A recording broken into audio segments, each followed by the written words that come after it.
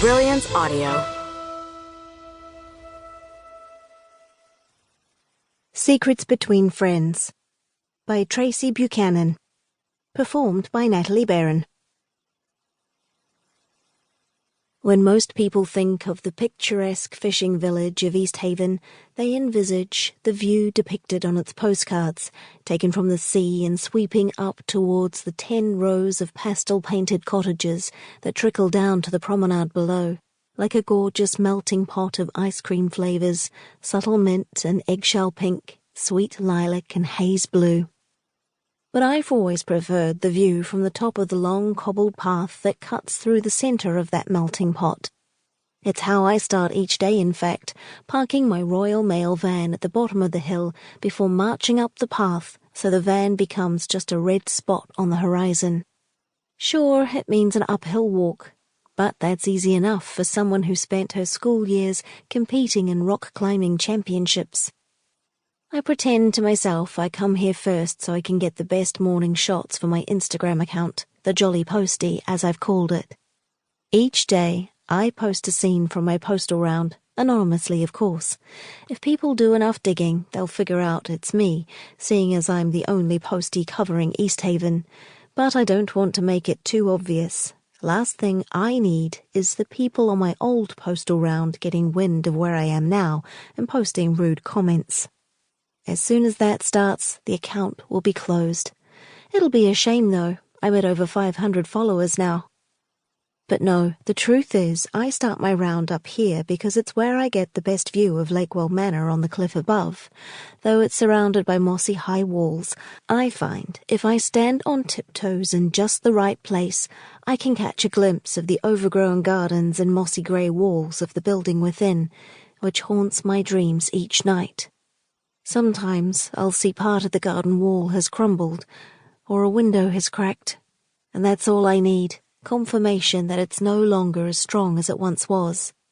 Confirmation that the march of time will one day mean it is finally gone. But today, something is different. There's movement within the grounds. Several people flooding in and out of the manor carrying boxes, some with hard hats on too. I almost stumble as I strain to see better. Maybe it's finally going to be knocked down. Or worse, has it been sold to new owners looking to renovate Lakewell Manor and return it to its former glory? I feel a shiver of horror as I contemplate that. My friend Lester will know. The sooner I get this round out of the way, the sooner I can visit his patisserie and see just what he knows. So I quickly go to the first house on my round, my hands trembling as I slip several letters into the postbox there. It'll be fine, Liz, I tell myself. It'll all be fine.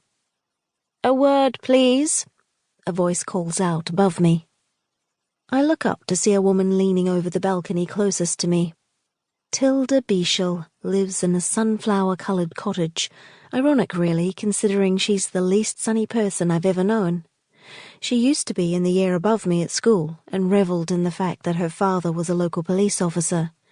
He was actually lovely, a complete contrast to his daughter. Her husband, Toby, is also lovely. I've never understood how the two of them can be together. I often overhear the way she speaks to him, treating him like a piece of rubbish that needs taking out. And yet he's the one who pays for her expensive boutique dresses. I say expensive because I overheard Toby shouting at her once about a credit card bill. And who can blame him? In the 3 months since I've moved back to Easthaven, I've recorded in my notepad that she has received 72 clothing deliveries. I'm presuming they're clothes from the feel of the packages. Looking at the labels on the packages, the shops they come from sell dresses at an average of £60 per dress. That's £4,320 spent on clothes in less than 3 months. No wonder Toby gets so angry, poor man. I saw you on our Ring camera, you know, Tilda snaps down at me now.